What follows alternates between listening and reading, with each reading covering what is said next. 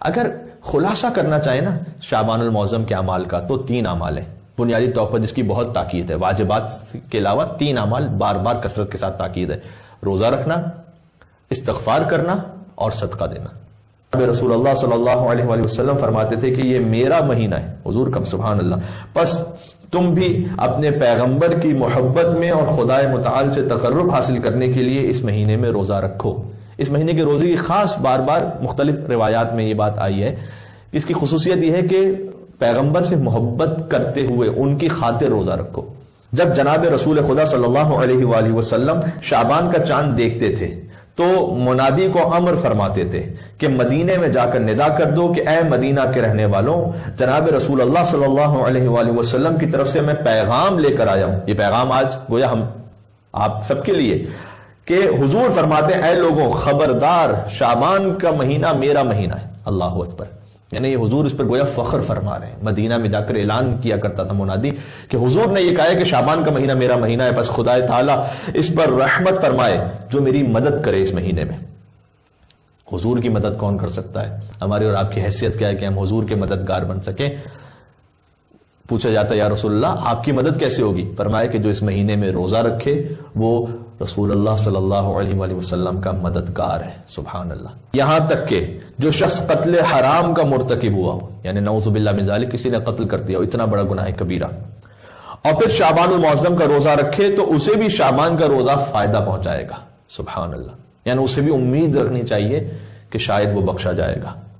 اس مہینے میں سب دعاؤں اور اذکار سے بہتر ہے کہ استغفار کی جائے. استغفر اللہ ربی واتوب الیہ. اور توبہ بھی حقیقی توبہ ہو، واقعی خدا کی طرف پلٹنے کا ارادہ ہو. اور خاص طور پر اگر حقوق الناس میں کوتاہی کی ہے تو استغفار بھی کیجیے اور حقوق الناس کو ادا کیجیے. کسی میراث غصب کر لی ہے، کسی کا کوئی حق غصب کر لیا ہے، قرضہ لے کر ادا نہیں کیا ہے، کسی کو ناراض کیا ہے، قطع رحم کر دیا ہے، استغفار بھی کیجیے، حقوق الناس کو بھی ادا کیجیے. بہت اہم ہے. پھر اس مہینے میں صدقہ دیں. اب روایت سن لیجیے گا، میں ختم کر رہا ہوں یہاں پر بات.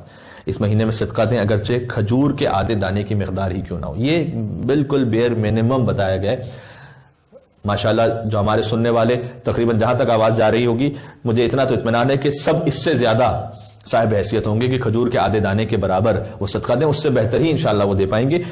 فرمایا کہ چاہے کھجور کے آدھے دانے کی مقدار کے برابر ہی کیوں نہ ہو تاکہ خداوند متعال اس کے بدن کو آتش جہنم سے حرام کر دے. سبحان اللہ. یعنی اگر کوئی اتنا بھی صدقہ دے دے، اس کی حیثیت اتنی، اتنا ہی صدقہ دیا، اللہ سبحانہ وتعالیٰ آتش جہنم کو حرام کر دے گا اس شخص کے جسم پر جس نے شعبان المعظم میں صدقہ دیا ہے.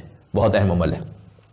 امام جعفر صادق علیہ السلام سے منقول ہے کہ آج جناب سے رجب کے مہینے کے روزے کی فضیلت کے بارے میں پوچھا گیا تو آپ نے فرمایا تم لوگ شعبان کے روزے سے کیوں غافل ہو؟ کیونکہ رجب کے بارے میں تو پھر بھی رمضان المبارک میں واجب ہے روزہ رکھنا.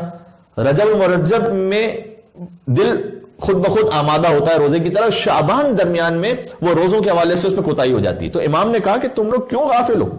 راوی نے عرض کی کہ فرزند رسول شعبان کے مہینے میں ایک دن کی روزہ رکھنے کا کیا ثواب ہے؟ آپ نے فرمایا خدا کی قسم بہش واجب ہے اس پر. سبحان اللہ. پھر راوی نے عرض کی فرزند رسول اس مہینے میں سب سے بہتر عمل کون سا ہے؟ آپ نے فرمایا صدقہ دینا اور استغفار کرنا. بار بار یہ روایت میں تکرار ہو رہا ہے کیونکہ جو شخص شعبان میں صدقہ دے، غور کیجئے گا بہت اہم جملہ ہے، تو خدا متعال اس صدقے کی تربیت اس طرح سے کرے گا کہ جیسے تم اونٹ کے بچے کو پالتے ہو. عربوں میں جو اونٹ وہ سب سے ان کی قیمتی کموڈٹی ہوتی تھی. اگر کسی پاس ایک اونٹ بھی ہے تو اس کی زندگی بھر کے معاملات کے لیے کافی ہوتا تھا. اسی سے اس کی تجارت ہے، اسی سے اس کا سفر ہے. اگر وہ اونٹنی ہے تو اسی سے دودھ نکال کر اس کے بچوں کی پرورش ہے. تو گویا یہ کہ بہت اہم شے ہوتی تھی اونٹ ان کی زندگی میں. اللہ سبحانہ وتعالیٰ نے اونٹ کی مثالیں دی ہیں قرآن میں.